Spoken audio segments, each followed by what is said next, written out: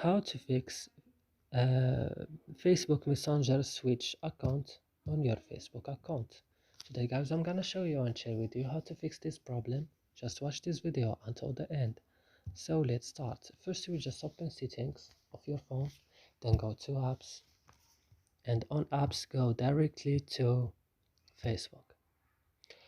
And on Facebook guys, go to storage, and on storage go to clear data.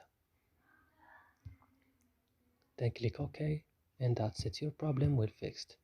So I hope this video is useful for you.